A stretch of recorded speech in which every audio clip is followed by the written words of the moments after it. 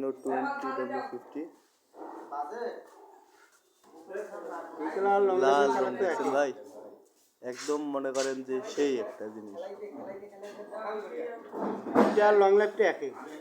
হ্যাঁ, এটার মাইলেজ একে আপনার 2000 কিলো। গাড়িওয়ালা বিরক্ত হয় মনে করেন যে আপনার ইয়া করবে।